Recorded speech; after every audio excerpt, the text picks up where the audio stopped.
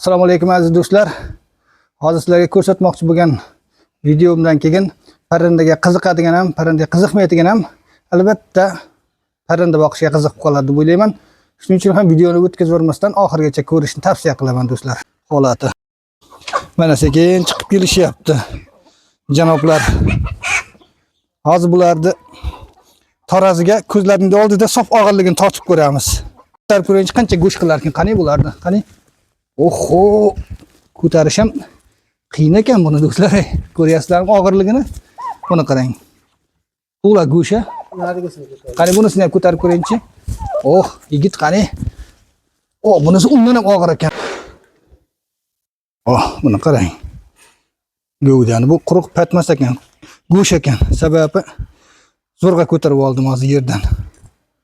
Qo'yil.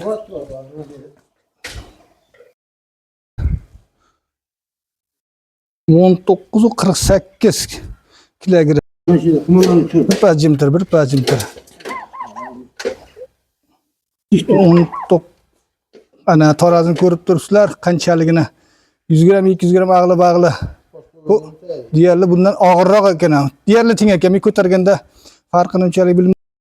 Buni o'tgan safarni so'ydim deyapsiz. Shunaqa kattamidi? Bundan ham katta ekan bu o'zing so'yganingiz. 34 kilo edi bu. Buni qarang, bu quruq patmas, quruq go'sht ekanda bu. Ana shular hozirgi 19,5 yaqin 20 kilo chiqadigan holatdagi kurkalarimiz. Bundan 2 oy oldin 1,5 kilolik holatda bo'lgan ekan. 2 oyda ko'ryapsizlar qancha vazn. Oyil. Agar buni bitta so'ysangiz qishdan chiqib ketsangiz kerak buni go'shiga bitta o'yla.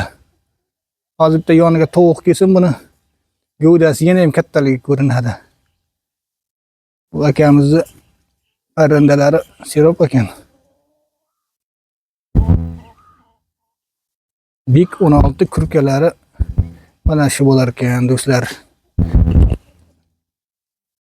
Menimcha bitta o'yla 2 ta 3 tani boqsa yil 12 oy bitta o'ylani go'sht bilan ta'minlasa bo'lar ekan. Kurkani mazali go'sht bilan tabiiy, hech qanday ximikatlarsiz, tabiiy go'sht bilan bemalol mazali go'sht bilan ta'minlar ekan. Qoyil omadini bersin akamizdan.